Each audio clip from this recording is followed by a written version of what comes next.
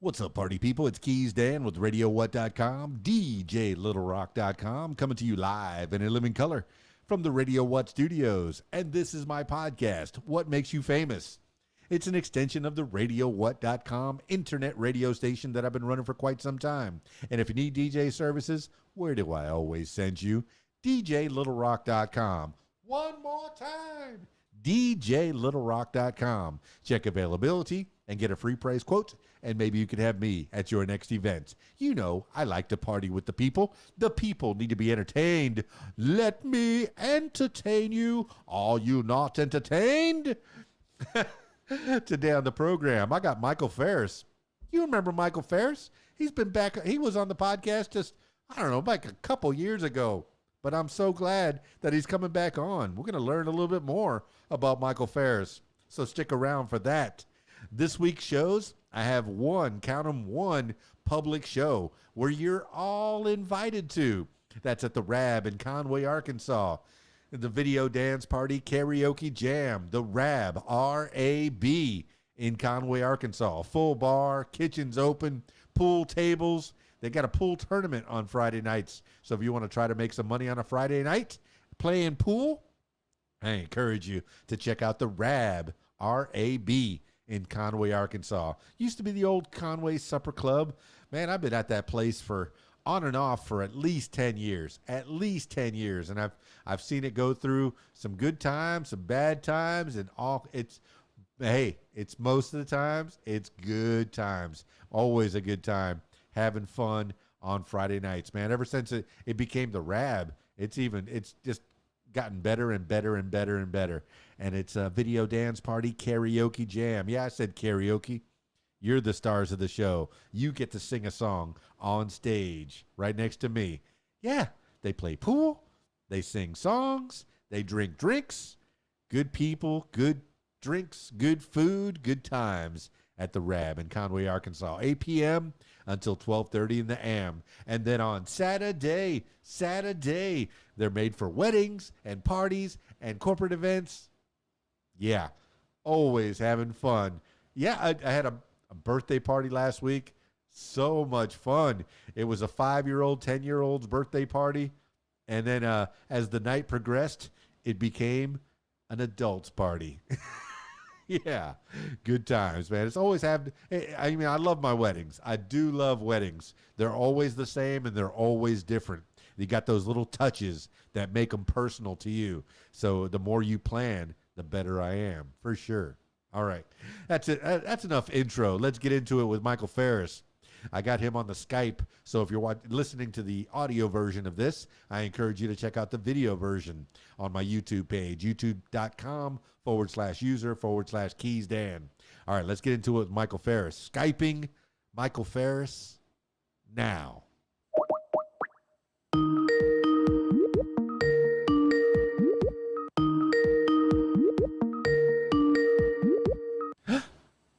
And there he is. Okay, cool.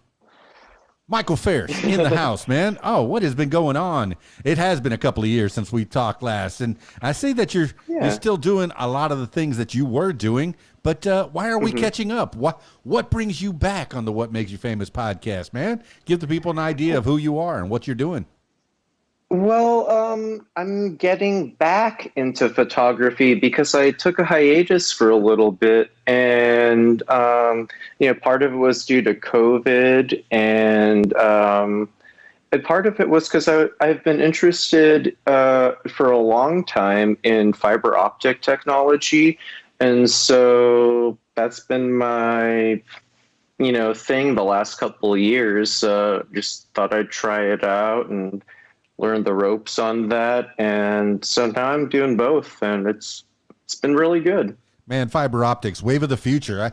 I moved from the city of Conway, Arkansas, to a small town on top of a mountain.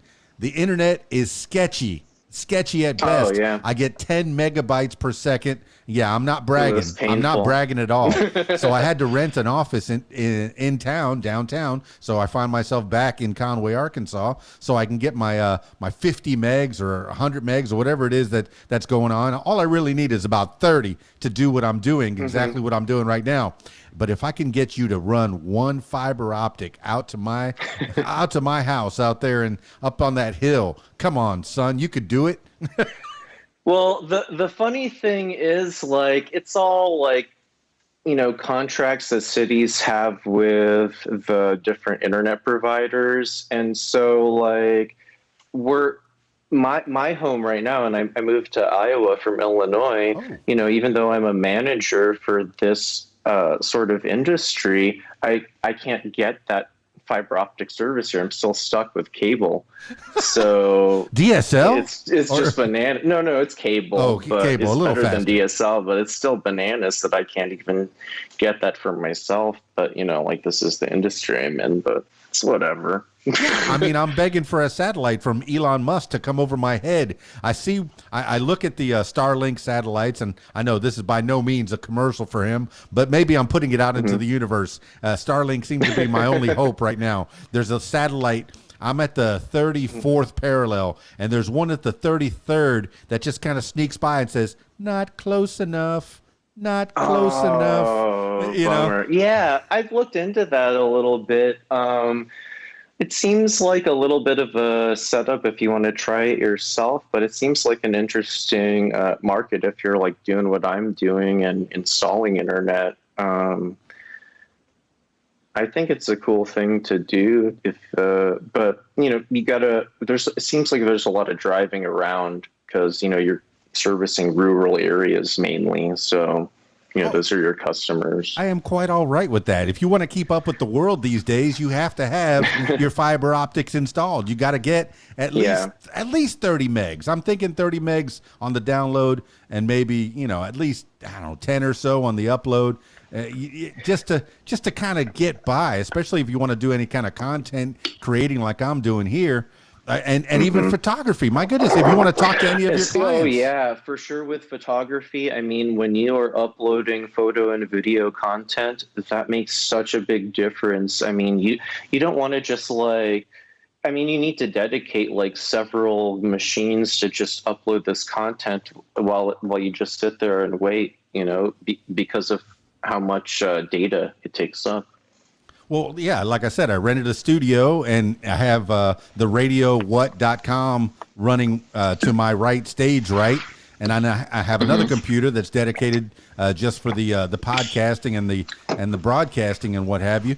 But I'm stoked. I'm stoked to be catching up with you, Michael Phares, man, and finding out. You say the fiber optics. You're doing installations, or you said you're in charge of it all. I'm a manager, but I have several employees that are doing the installs for me. But I had to go through the ropes and be an installer myself, and yeah, I mean, it's a hard job, this is real blue collar work, getting up on utility poles in the dead of winter, carrying a heavy ladder, like it's tough work. And so, I went through it and I know what my employees go through. It's just, me being a contractor and then dealing with corporate America sort of thing is, it's taxing sometimes. Well, okay, let's go with what just happened. Illinois to Iowa. That is a move in itself, man. Starting all over again. When I moved here from Miami, the Florida Keys, South Florida, to Central Arkansas, I was 40 years old, man. And the thought of starting all over at 40 years old, I imagine. Do you have any clients photography wise that you have in Iowa, or are you having to start this business that all over again? Not in Iowa. I do have stuff lined up in Illinois. I have done the photography in Iowa when I first started this fiber optic thing. I was doing both at the same time. But I've been trying to flesh it out in my mind. I don't want to just do it haphazardly, and I want to have a really good game plan and, doing something entrepreneurial and artistically like that. It's not a always consistent source of income, and I have kids. I want to make sure they're taken care of, and so I like the consistent paycheck, but at the same time, it's also nice to be an artist. You know. Well, I mean, that's the motherly and the fatherly thing to do. My parents, when I was going to break out and just become a DJ, they said, well, make sure you have a day job. Make sure you have a fallback. Right. Make sure you go to college and get yourself a little degree. That way you'll have a steady income. And it's nice. It's nice to have that steady income. Maybe they'll pay you the minimum. What's the average? Maybe $500 a week for most jobs coming out of the bat. And they expect you to live on that. And I guess if you lived simply, you can live on that. But the photography business for you, the DJ business for me, it's the extra cheese. That's where you can get the things that you want rather than having to only get the things that you need. And the kids, man, I know I have a 15-year-old daughter myself, and I don't see her enough. And my 28-year-old, I hardly ever saw her because I was working, to try to get this business built. But I hope, the 28-year-old has pretty much forgiven me for being not so absent, but mostly absent because I had to work so hard. But the dream is to be able to have it all, to be able to work enough to make a living, but then not so much that you lose your family time. Is that where you're at, trying to find a balance? Yeah, you nailed it. You nailed it, definitely. And, it's a good 6-hour plus drive from where I'm at in Iowa back to central Illinois. And but I'm going there this weekend, thankfully, and because it's my youngest boy's birthday. He's turning 9. Shout out to Joshua. Happy birthday, Joshua. And it's his birthday on Sunday. It's my birthday on Saturday, 9/11. That's right, man. That's right. I think, it came up on my little Facebook thing. So yeah, I'm ready for your birthday. I knew it was coming up real soon. Oh my goodness. But yeah, so you're going back to Illinois. I guess you have your whole family, maybe the grandparents are there? Yeah, I have a place out there, and my kids are out there, and so I'm just going to see friends and family, and I'm trying to get out there more to spend more time with the kids, because this is what I work for, is to make sure they're taken care of. So. Well, that's good, Michael Phares. So you're out here in Iowa pretty much on your own. Do you have any friends or anybody that's with you? No, I have friends, but I have a roommate that's a friend, and he works for me for this fiber optic stuff. But no, a friend. I haven't. That's not a friend. You pay him. You pay him to be your friend. I have an assistant that that I pay. Yeah, sure. He's my friend. Sure, he is. Right. He is my friend. No. Actually, I've been teaching him photography, so we're starting a new photo business together here in Iowa, and I'm going to turn our garage into a photo studio, and so that should be fun. Yeah. Okay. I've heard of the creepers that used to make one of their bedrooms into a photo studio and try to lure all kinds of people to come out. Hey, come on! I'll take some pictures. I'll take some pictures of you. Sure. I'm not trying to lure anyone. That's me. That's me projecting. Because that would be my. I'm just trying to pinch pennies. Is all I'm trying to do. Like I don't have the capital to get a storefront just yet. I need to save up. It's the thing where I'd love to do my art full time, but I'm trying to be pragmatic, and it's like I can't quit my day job right now. I need to be smart about a transition sort of thing. No, you're not. So, and yeah. I encourage you not to quit your day job. You get the insurance benefits there. You can do the photography on the weekends and even at night and even on your days off. You can always pull off a day off because you're the boss. Okay, you're not only you're not an employee. You're the boss of this little area, at least. I am, but the thing is, because I'm always on call. So it's just I get calls at every hour, with people's issues. I'm just like you're my therapist now in this podcast. I'm all my employees' therapist. Well, that's what makes it difficult when it's good to be the king. What Mel Brooks used to say, it's good to be the king, but then it's the king. What heavy is the head that wears the crown. You have everyone's problems. Yeah. Would it be much easier to break yourself back down to an employee where you punch the time clock and you forget about that job after you punched out? I wouldn't want to do that. I do like working from home. That does make me happy. Oh, okay. All right. Well, that is an advantage that you do have the ability to do that. A lot of people have, figured out last year that they can work most of their jobs from home. There's, what is it? The percentage, it's a high percentage that's not going back to a brick and mortar office. They're going to be working out of their houses. What do you think about that? I think that's a good transition for a lot of people and employers that are realizing that is really beneficial to them cost wise. Like I've gone to a bunch of businesses, for this fiber optic job that I do now, and it's like ghost towns in these corporate commercial buildings because COVID has had people work from home, and it's like, we're just working on their servers and stuff, hooking them up with faster internet, but there's no one physically there. We're just servicing their servers, if that makes sense. That is crazy. What types of businesses are you finding? You don't have to name names, but what are you finding that's closed up shop and everybody's working out of their house now? Accountants, all sorts of like technical cloud service sort of things. That's amazing. I guess the people that are out there doing delivery service are still having to get out there, and the people that are installing fiber optics, that kind of job is they're always going to have trucks on the road. My goodness, how many employees are you in charge of?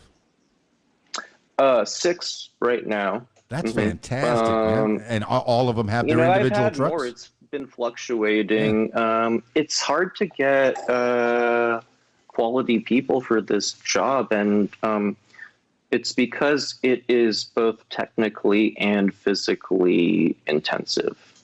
Yeah, it's hard to find a guy that does both, right? Yeah. I think there was that Instagram thing, find you a girl that does both. And it was like maybe a girl in the army and then side by side with a girl in a bikini. Well, I guess you need to find a guy that does both. He's technical. He's got the glasses, with the lab coat. Mm-hmm. He can do the technology, but he's also a muscular dude that can get up a pole and fix some wires up there. Yeah, that's exactly it. And so, it is hard to find guys, like we can train them but a lot of people are afraid of heights too. They don't want to get on a ladder and go up a utility pole. I get that, No, I understand completely. I was a firefighter that people have to get over, if they want to do this sort of thing, unfortunately. I was a firefighter back in the 90s when in my 20s. And I remember the first day of fire school, they put you up on an 8-foot, on a balance beam that was 8 foot long. And it was only about 6 foot off the ground, but they had you walk across this balance beam like you were some kind of a gymnast to get over your fear of heights. That is the number one thing that you have to weed out. And then the next thing was going up a ladder and kind of playing volleyball off of it. You had 2 ladders set up, and one would throw volleyball to the other one, and you're playing catch at the top of this ladder. That's interesting. Yeah, that's a good exercise, though. That makes sense to do that sort of thing in a controlled environment before you're out there in the field, under pressure and stress. Well, what kind of training do you give your fellas, or I'm guessing maybe ladies too? I don't want to be sexist or anything. No. I have one female employee, and I've had another one or a couple other ones in the past.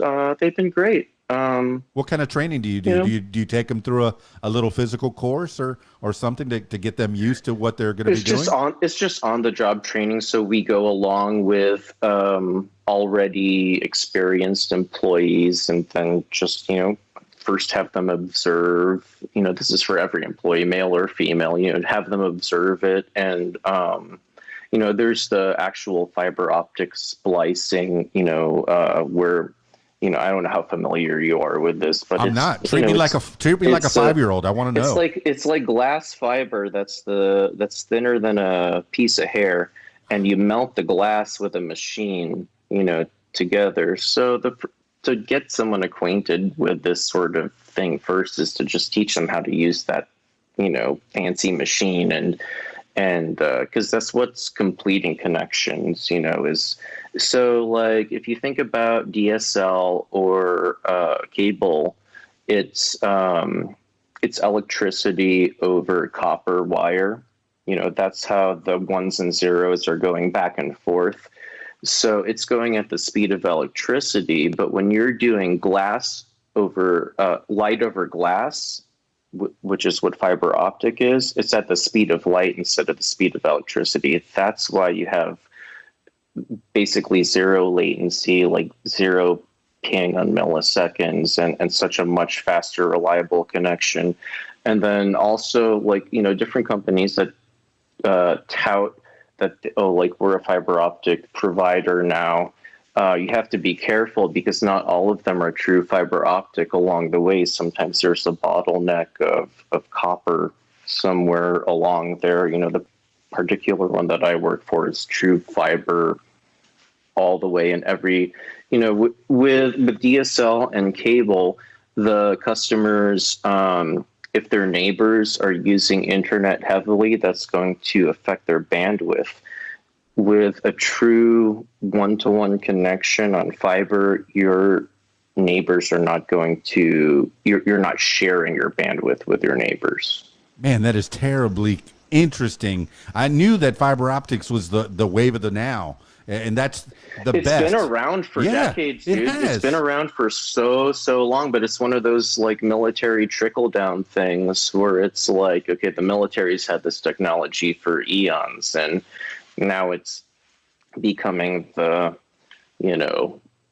best, type of internet provider service. Well, what kind of training did you have to get to go through to not only, go through and become, familiar, acquainted with what your installers do, but also to become the boss? What kind of schooling do you have? Well, I got my degree in applied computer science from Illinois State University. So I already had a background, I've been a photographer forever. But that's what I went to school for. And so, I was going to go into school for music, and then my parents are like, do you want to be a music teacher? And I'm like, no, not really. They're like, you need to do something that's going to make you money. So that's so funny that they came up with, do you want to be a music teacher? No. Do you want to be in a band? Do you want to be able to play guitar or busk or, make a little and extra? I love all those things. Yeah. I play piano, I play guitar. I got a scholarship to a couple schools to do, vocal music, and they're like, there's no money in that. And I was just like, That's your parents looking out for you, man. You don't want to be a starving artist. Are you still doing the music, the plug Bolano thing? No, COVID kind of killed that whole thing. And then moving to Iowa, I'm not in Bloomington Normal anymore.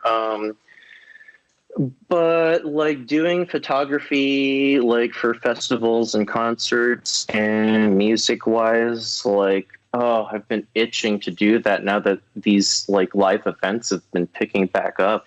Oh man, I really want to get back out there. Refresh my memory. What was the music plug Bolano? Was it Bolano?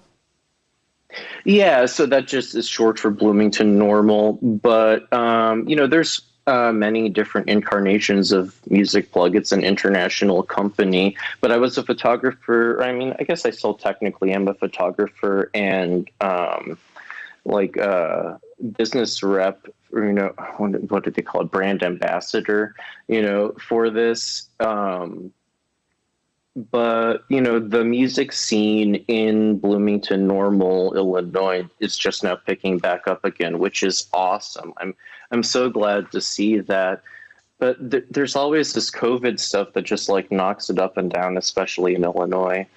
Oh, it's just lingering. This new, the new strands of the virus are lingering. They won't let us get out and play. I thought when I got my Moderna shot, I got the second shot, I felt like Superman. So I'm like, oh, I can go out and play. No, we got a variant. No, can't do it. Don't go out and play.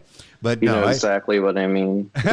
But is it bad in Bloomington Normal, or is it bad in Iowa? It seems worse in Illinois in general. Like in Iowa, there's like not the same mask restrictions. Like in Illinois, it seems like everywhere you go out publicly, you have to wear a mask.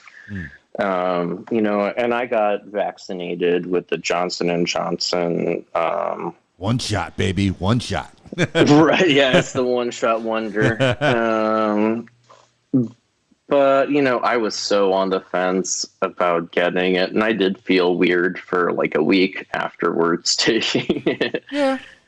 But, I have my card, so it lets me travel. So that was my main reason. It's exactly. I need to get around. You had to get back to the kids for sure. All right, so the kids are doing good. They're back in Illinois, and I guess they're doing some. Oh, they've been in Illinois. Yeah, they're doing great. Yeah. But man, all right. So you're in Iowa. You're trying to start this new stuff, and hopefully you can get the music promotion maybe in Iowa. There's got to be some stuff to do in Iowa. I was thinking about that because I'm 45 minutes from Des Moines, and it's a pretty big area. So good sized town. I think there's a song or two that mentions Des Moines. So if a song mentions your song, a song mentions your city, it's probably got something to it. So I suspect that Des Moines is. I've never been there, but I suspect that there's something to it. I've heard of Des Moines. I mean, it seems really nice. I just haven't been able to explore it, even though I've lived here about a year now. In this Des Moines Ames area, but I was in the Davenport area the year before that. But the Quad Cities is really cool too. I really like that area of Iowa, and this is it's so quiet here. Like I kind of enjoy no one not knowing me. That was part of what made me shy away from doing photography for a while there a couple of years ago, like when we last talked, because like people would recognize me that I didn't know just because they saw me on social media or like knew me through my work. And I was like, I don't like all these strangers knowing me. But now I'm over it. I'm like, screw it. Like, let's just make money. Yeah, you got to find that balance somewhere between, I could be a B-lister or a C-lister or a D-lister. I don't have to be an A-lister where paparazzi are chasing after me. But then again, you might be one of those paparazzi. All right, give the people an idea of what kind of photography that you're into. What do you wanting to take pictures of? A photographer needs a subject, right? Sure. Like my favorite stuff to take pictures of is macro photography, like flowers and insects and stuff. Like that's what really gave me my passion about it. But the money's in weddings and portraits and stuff, which I do enjoy doing too. But I'm trying to like relearn my business approach as far as outsourcing the parts of the business that I want to do, like talking to people or I mean, like I'm just trying to be smarter about it this time while I have time to kind of like meditate and it's not like I'm trying to make it my sole source of income off the bat and like freak out, like it's one thing when you make your passion your job. And I think we probably talked about this on the last time we talked on this podcast, but like when your passion becomes your job, like it kind of kills what you love. And I don't want that to happen this time again with it. Oh, well, yeah. When you have your own business, it can be all encompassing and it could take over your life. You never work. I never worked harder than when I started my own business. When I went full time as a DJ and said, and then I decided, now I'm eating, sleeping, and breathing this DJ stuff. The same thing can happen with your photography. People don't know. People think that when you go to the wedding, all you're doing is working that 4 hours, that 3 or 4 hours, taking those pictures. No, there's before and after to that. You have to get the equipment, learn how to use it, take those pictures, and then after you're editing them, you're making sure that they're just right using I guess their software now. I know when I worked the first job that I had when I moved to Arkansas was in 2009 was Picture Me Portraits in Walmart. They have I remember that. Used to be a Sears. I mean, they're affiliated with the Sears studios, and I was taking a lot of baby pictures, and the f-stop and the aperture on this Canon camera, it was on a mount, and it was perfect for that room. And there was only a few of the photographers that would take that camera off and actually change the f-stop and change the aperture and change all that to see. I don't even know some of those terms. It might be the same thing, but you. Oh no, those are different. You've got it. Yeah, or no, the f-stop is a measurement of exposure. The aperture is how big the fins of the lens open up. Right, to get more light in there, right? Yeah. Oh, but I remember it's all part of the exposure triangle. Yeah, I guess now I have a T6 Rebel, and I play with that a little bit. I use the manual settings, and I've been kind of playing with it, trying to figure out a little bit about it. I don't think I'm going to get into the photography because it's just something else that I need to learn. I think my head just keeps getting filled with knowledge, and that's one of the reasons that I started this podcast is to learn from people rather than having to crack a book open. So I'm picking your brain, man. I'm learning a little bit about fiber optics. Please do. I love talking shop about it. I love people that like talking shop about it because I've had so many people ask me to teach them photography.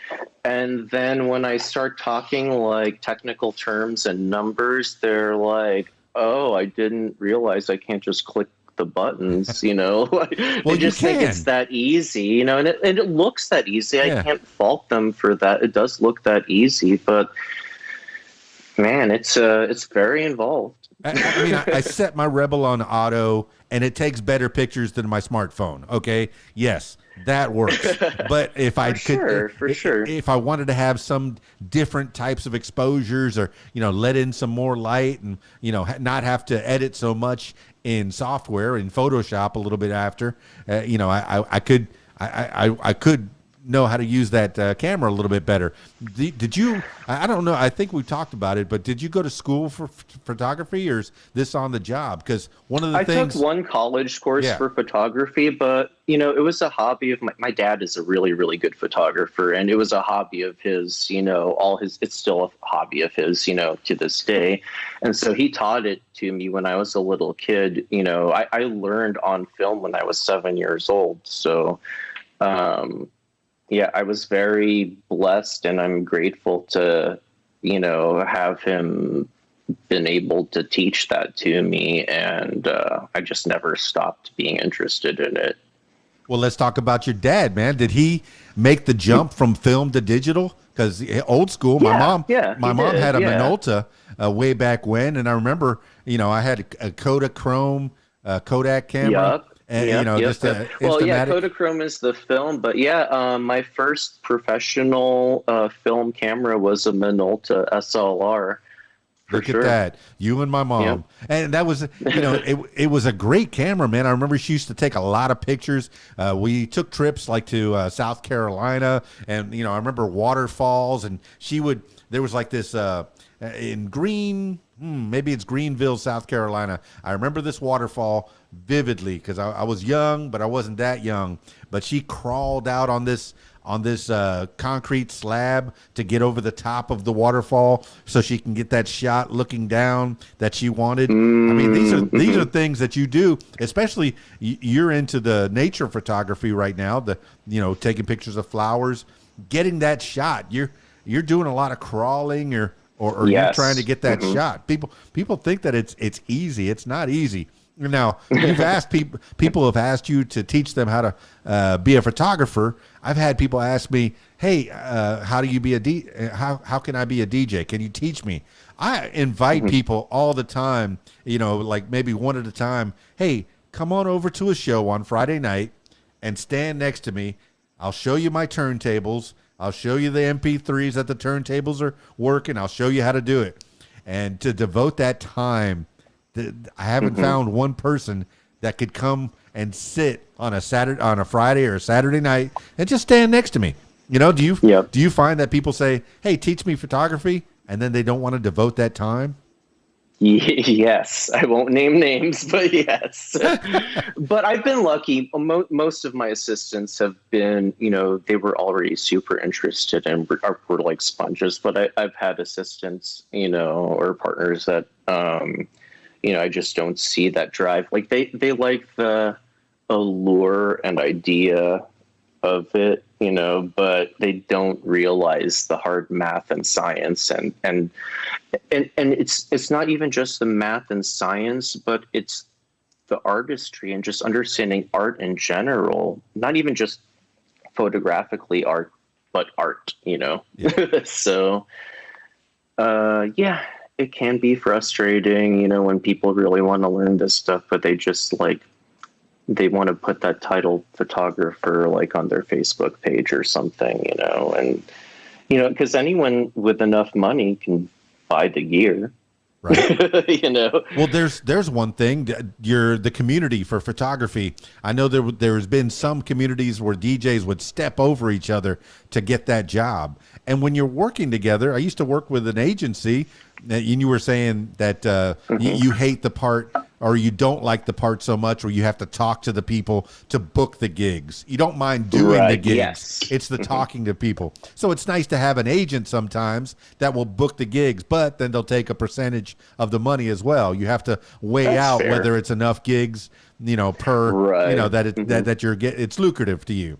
But, do you have a community or a group of photographers, say for a wedding or something that you would need an assistant? I know that the best weddings that I've been to with photography wise have been the ones where you have one person that's taking pictures down, dead on to the ceremony, and then another one that's kind of traveling around getting different shots. Do you have a pool of photographers that either in Illinois or Iowa? Luckily, I've trained several that I can call on. I don't talk to them on a daily basis, but I do have people for that sort of thing. Thankfully, I would never shoot a wedding alone. That would be bananas. Oh, it's nerve-wracking for sure. Because what if you don't get that shot of the first kiss, or you don't get the shot? It's good to have a backup to get that shot. Well, as far as that first kiss thing, I make the couple aware ahead of time. Hey, you need to set 15, 20 minutes right after the ceremony to recreate the putting on of the ring and that kiss, because if you think about it, when the ceremony is happening in real time, there's the priest or pastor or whoever's, doing the ceremony right in between the bride and groom. And you do not want to see this dude, whoever it is, right in the middle of them, blurred in the background with this, beautiful couple, about to kiss or kissing. You need to set that time aside to do the putting on of the ring, to recreate that kiss. This is things that couples don't think about. That's what the professionals have to let them know ahead of time. Hey, no, you're very smart. Because after the ceremony, I do the cocktail hour, and usually we try to time that with the magic hour, where you have the best photography, the best light. So while you're getting pictures taken, I have the rest of the guests inside with me. They're having their drinks. I'm not playing music that's overly powerful. They're not dancing. But this is that time that's allotted for you to get those family shots and those setup shots. Now, exactly, it's good to work with a good DJ, because I have some photographers. I let them when they're doing the flower toss, I'll tell them, look, this is the safety shot. pretend you're throwing that flower over your head. And now, ladies, you pretend you're trying to catch it. I want it. And they try to, and I do that setup shot, and I go, photographer, did you get it? Okay, let's do it for realsies. Bam, 1, 2, 3. Right. You know, that Nice. way, you know, you at least have it. That is awesome of you. That is really awesome of you. Yeah, I've had, you know, I asked the photographer beforehand if they want me to do that, because sometimes it's cheesy. It can be cheesy. So I'll make sure that they're comfortable with that. And then the cake cutting too. You know, I can always, you know, put the knife on the cake, but don't cut. Looking at the cake, now look at the photographer. Now, you know, letting you get the shots, but having a little fun, something for me to do at the same time. But right. I don't know. Iowa, have you done? Are you building that photography in Iowa now? Or you haven't? I just really? got the new logo done for the new photography venture that I'm doing with my roommate / employee / photography partner now. You know, I'm teaching him photography, but the name of the business is Phares and Haney Productions, and we just got the logo done recently. Got a graphic artist to do this cool logo, and there's a whole like font set, so if we do any lettering for like future stuff, it's all vector graphicked out for our whole on like proprietary fonts. So I'm super excited about that. I wish I had like a social media site or website to give to you, but it's just not ready yet, but it will be within the next week or so.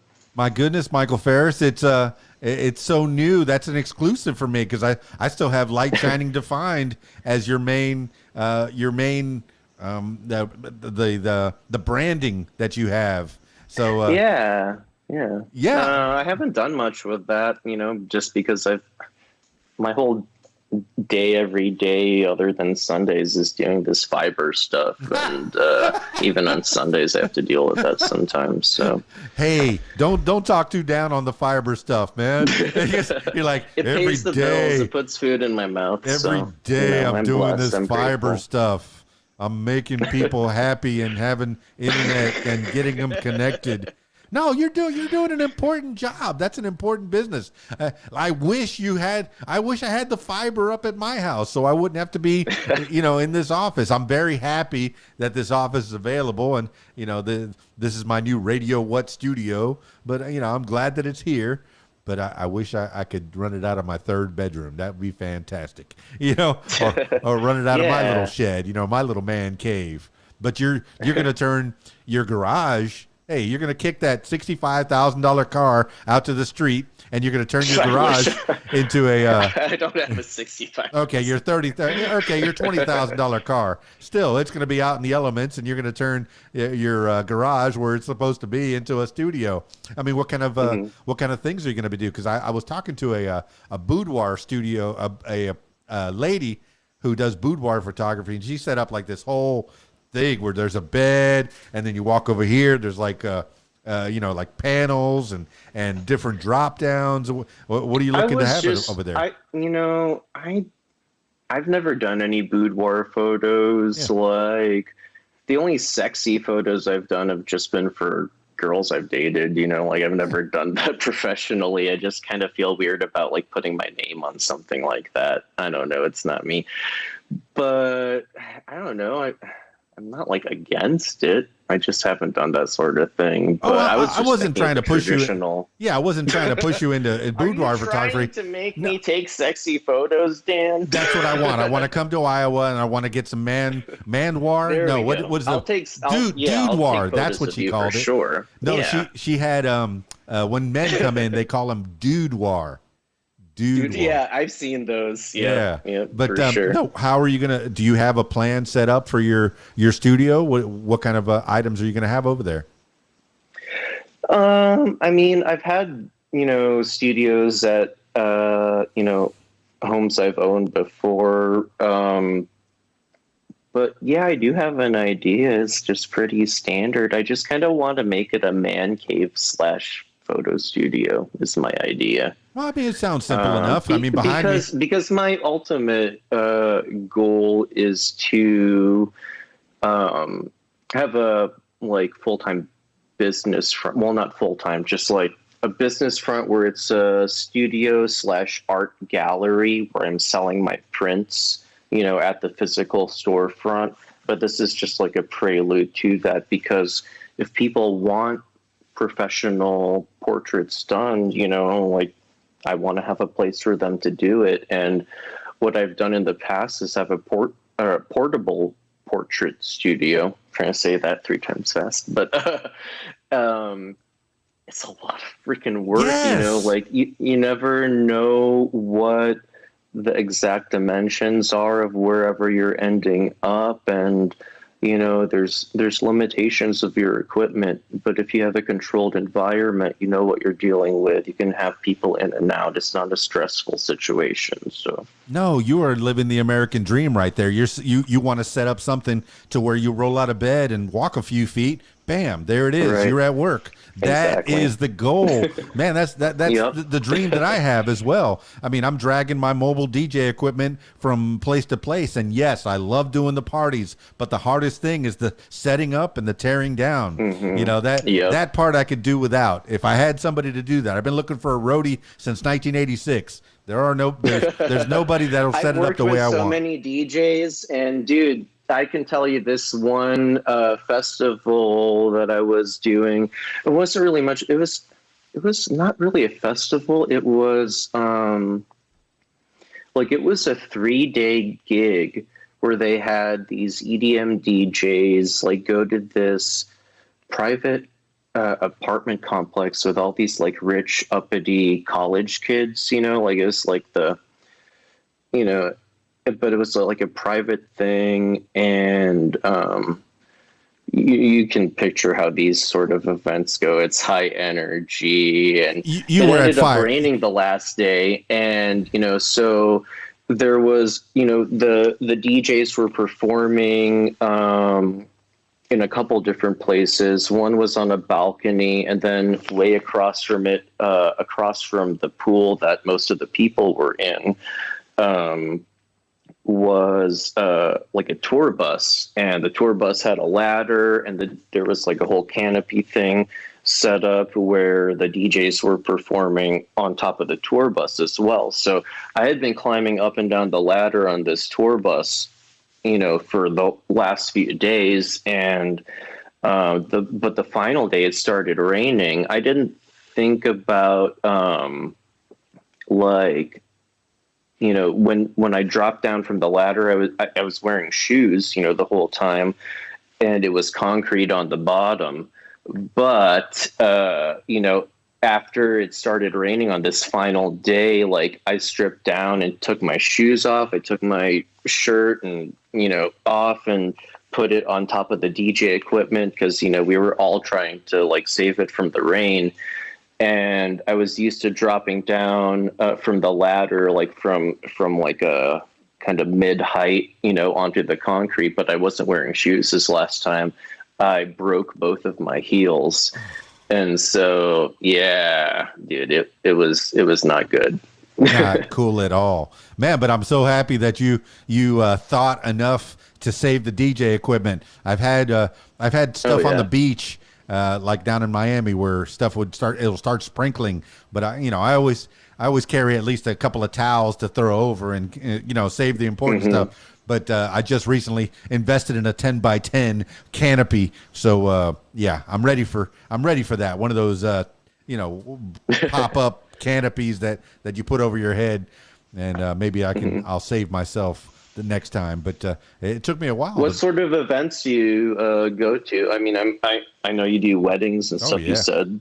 Oh yeah, but last week was great because it was a 5-year-old and a 10-year-old's birthday party out on a farm, and it was country western themed. This was Saturday night, and it started at 5:00. But as the night progressed, it got slowly more and more of an adult party. They kind of put the kids to bed. They sent the kids off. And then all the drinking and fiesta. Vodka, huh? That's right. All the fiesta, the whiskey came out, and the beers, because it was country western. themed, and then the karaoke showed up. But yeah, I do a lot of different events, and the events like you're talking about. At first, I thought maybe you were part of the fire festival, but then you What's that? no, you haven't seen the documentary. It was I don't know if it was Ja Rule or DMX, one of those.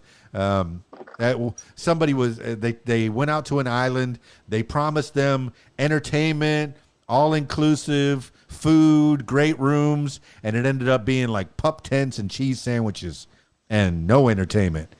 Look up the fire festival. Fishy. Yeah, it was bad. It was terrible. It was terrible. But it's an example of how things can go terribly wrong. But it's nice to have those events. Is it like Epstein's Island or what? It kind of reminds me of that, maybe. But no, it wasn't. It wasn't that derogatory. Well, it wasn't that lascivious. I don't know. Whatever. It wasn't. I see what you're saying, though. Yeah. It wasn't nasty. It was. They were just trying to pull on an event and a festival, and it just didn't work out. And sometimes things are like that.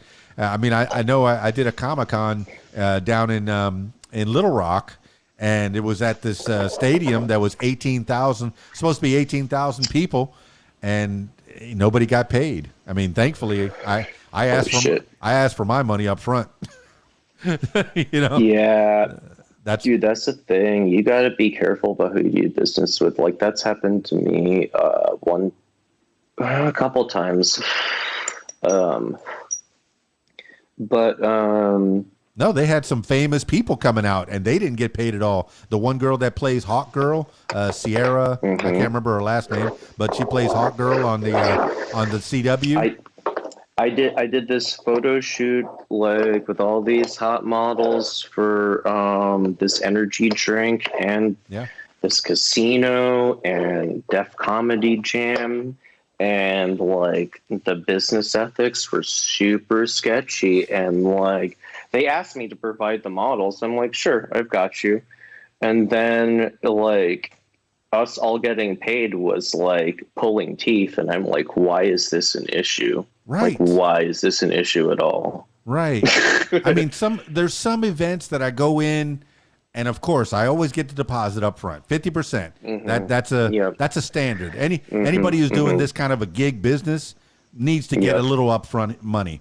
Now that back end money, sometimes you can think, well, if they don't have the right amount of turnout, because they're counting on, they're counting on the door to pay all their vendors and take a little money home. And then if you look at that door, 18,000 people are supposed to fill this place up. I see less than 500 here. I think they're losing their shirts, and you got to weigh that out as a professional, whether you're going to keep going, the show must go on, or you're going to cut bait and go. I mean, have you had the feelings, the times where you go, I'm going to cut bait and get out of here. I've already taken enough pictures. I mean, there's. Oh yeah, a bunch of times. Well, because I won't do that if I don't feel like I've gotten enough good pictures. But I know when to cut and run. You know what I mean? Yeah. And usually, I'm the one who will linger and stay long because I just really want to get every single photo. So it's not like it's usually the client being like, you can leave at any time, and not like me being. Like, hey, I'm done. There have been those times, where I really felt like I was done. But, you tried to build the relationship with the client before you get to the wedding, like you don't want to be strangers by the time that happens. Usually you do their engagement photos, beforehand. And, this sort of thing is word of mouth, and weddings are so personal. You're usually connected with someone that knows someone of a friend of yours or something like that. But gosh, yeah, like you can't recreate those days. So like weddings are so stressful. Like, when I was first starting this professionally and talking to older photographers that have been doing this for a long time, they're like, I will never shoot a wedding again. I've heard that. I've heard that. And I don't know what is so stressful about a wedding. Maybe because you only get one chance to get it completely right. You only get one chance, and you know, people expect perfect photos, but they don't realize what it takes to achieve those, and they need.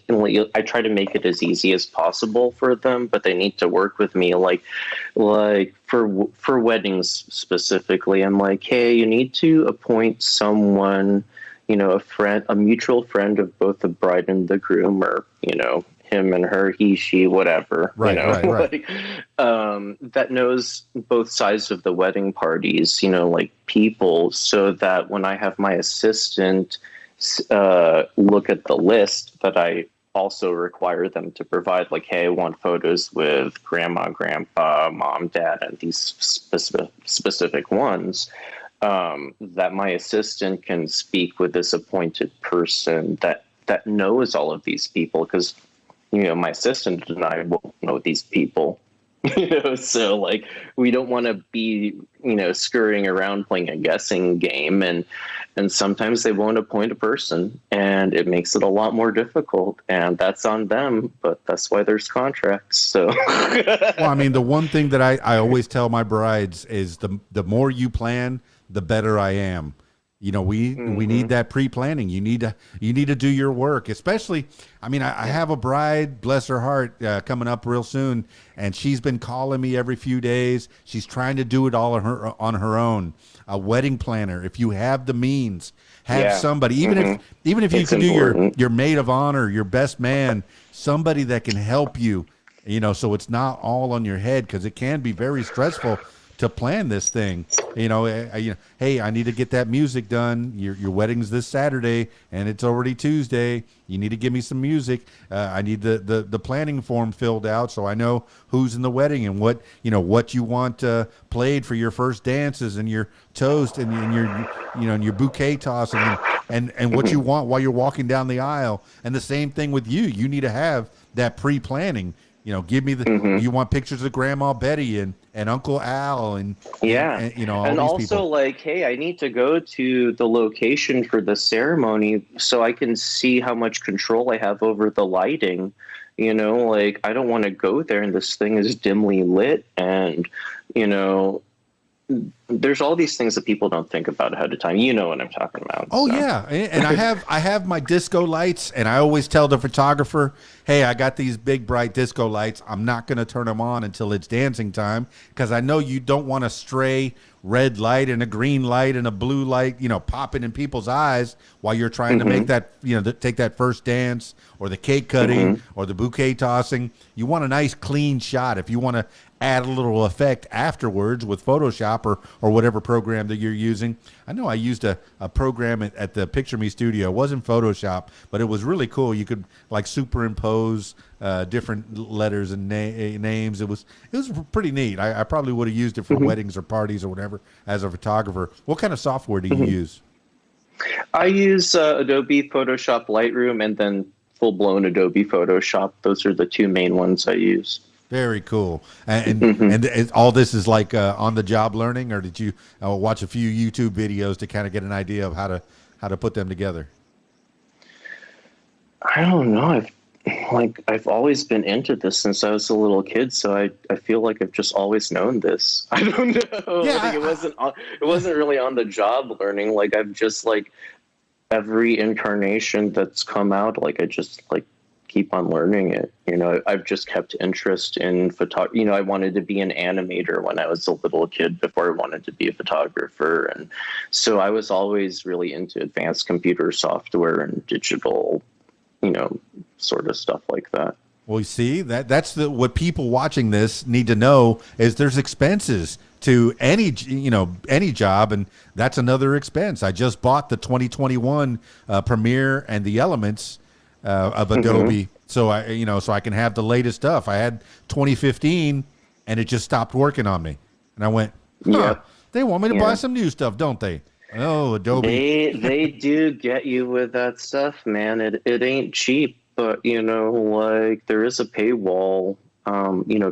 one, you need to have the technical know-how, but there is a paywall to artistry regardless of how good you are. Yes.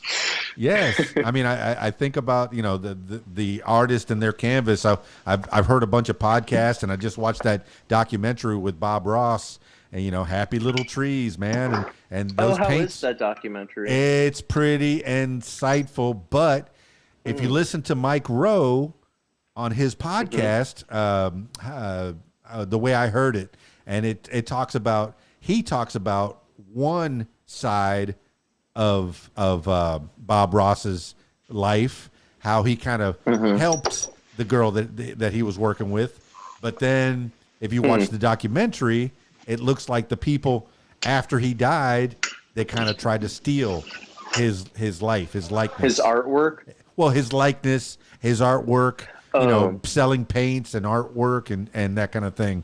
The art world, it seems like there's a hierarchy and there's a monopoly that people want to have.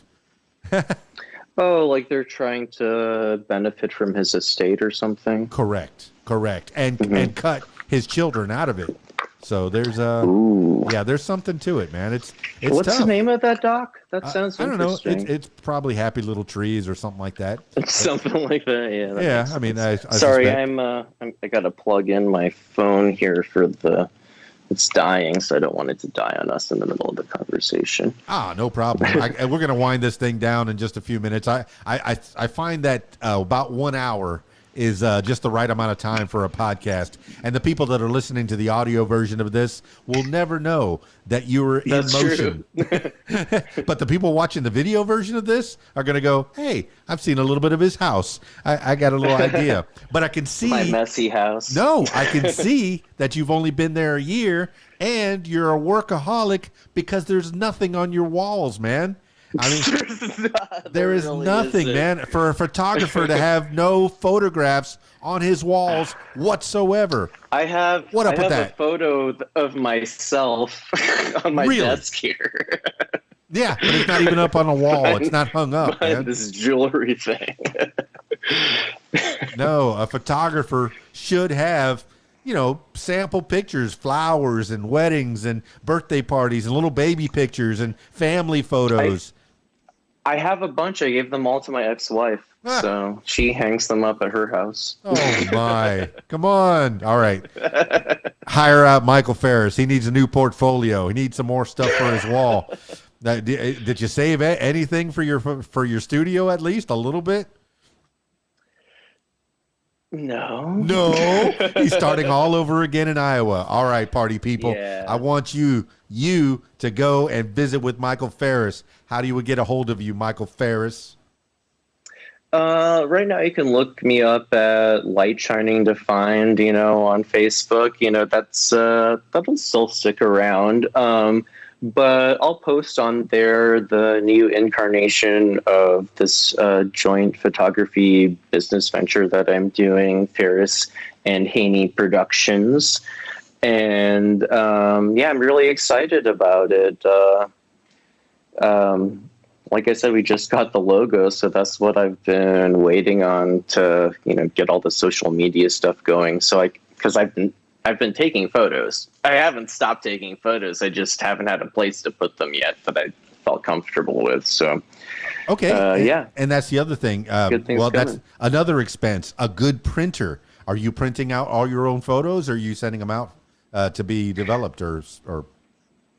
I like to have my photos printed at Sam's Club. Actually, they printed on Fujifilm, like non-acidic, like long-lasting paper. It's really good, and it's the most cost-effective for a professional photographer, I feel like, at this point. So, Sam's Club business membership. Oh, hey, Michael Phares needs a sponsorship, Sam's Club. Go hit him up, man. Throw him a big check so we can get that studio put together. I love you, Sam's Club. Sponsor me. Fantastic, man. No, and I know that my brother used to work for the photo lab at one of the grocery stores that we worked at down in South Florida. It might have been Publix or Maybe it was Kmart. But anyway, he worked at the photo lab down there, and I know it is cost effective if you have, instead of printing stuff out at your house on photo paper, which hardly ever works because your printer that you have at home, it's probably, like an ink printer, and it won't give good photos, right? I have a good Canon Pixma printer. I used to repair printers, so I know what I'm doing with them. But I mean, like, people want things larger than 8x11. You know what I mean? And so, unless you're going to spend good money for a large format Epson printer, just go pay $1.24 for a large print at Sam's Club. Spend the $40 a year. Like, it's not that much. No, that is good advice. That is very good advice. All right, light shining defined, all put together. That's the brand. Phares and Haney Productions also. So that's the new business venture. And but there's nothing out there yet. There's nothing out there yet. I know. All right, I need to put something. I'll send you the link once it becomes live. So we can social media that. Yeah, I can share some of your stuff because I'm going to share all your links in the show notes for sure for the Light Shining Defined and the Michael Phares Facebook. That way they can see the picture of you with your mannequins with the dad bod. That was pretty cool. Half of why I liked that post was because I just started following that Facebook group called Asians Never Die, and I just thought the name was hilarious, and like I identified with like that dad bod photo because I've been eating a lot lately and not exercising. So, but hopefully that'll change. Hey, there's plenty of room in your house now. Put that weight set up at something. All right, let's bring this. I have the equipment. It's just not getting used. Oh yeah. Like a lot of people's bicycle. It becomes like a coat hanger. A place to put your clothes. My dad had a Nordic track, and it became a clothes rack sort of thing. You got to have a place to dry your clothes in the house. It just makes sense. All right, man, let's take this thing home. It was so good talking to you, Michael Phares. As things progress, and when you get that other thing up and running, maybe in another year or so, we can talk about your photo studio, how it's progressing and what's happening, what kind of pictures you're taking in Iowa, because that trek back and forth, I mean, besides going to see your kids, that's an important thing, but to trek all the way back to do a photo session in Illinois, no, that's not the reason you're going back to Illinois. You're going back to see your kids, That's true. But, one thing that I've loved about photography is that it's taken me to so many places. Yes. So, I'm trying to not limit myself. I want to go everywhere, anywhere and everywhere. So, I'm excited about the future. There's good things to come. Michael Phares. I appreciate you giving me your time and this platform to chat with you on this podcast. And you're a great guy to talk to. I really appreciate you, Dan. Well, Phares Haney, the official photographers of Sam's Club. So whenever they open up a new Sam's Club, they'll be your official photographers. You hear me? You hear me, Walton family? All right. Right? Hey, spokesperson here. All right, let's close this thing up with last words for the people. This could be words to live by, something you heard a long time ago, a mantra that you wake up with every morning, or just whatever pops into your head at this moment in time. Michael Phares, last words for the people. Believe in yourself, trust in your heart, trust in source energy. Well, there you have it, party people. Michael Phares. Man, what a cool cat. I like that guy. I like him so much. I've been following him around ever since we talked the last time. And I know he's into that photography. I mean, fiber optics. That's something new. That's something new in the life. Not only, learning about fiber optics, but he's the boss. He's got people working under him.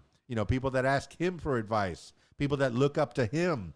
So he's a very responsible person. And I like that. If you're going to do it right. If you're going to do a job, be the best at that job, the best that you could possibly be. And not only does he want to take pictures, he wants to be the best photographer that he can be. And he's got a partner named Haney, and it looks like they're going to build something even bigger than the light. What was the light shining defined? I should have that etched into my brain. I should have that tattooed on my body somewhere if I had tattoos. All right, party people, look him up. Light shining defined. It's all put together. It's pretty well branded. If you want to find Michael Phares, and then I'm sure that his new logos and the Phares Haney photography studio will be up and running in Iowa. All right, that's it for this edition of What Makes You Famous. Thank you so much for Michael Phares for coming back on the show. Now, if you, I'm turning my attention to you, would like to tell your story, I encourage you to give me a call, 501-470-6386, or email info@radiowhat.com. That's it for me. It's KeysDAN, radiowhat.com, DJLittleRock.com. Peace. I'm out of here.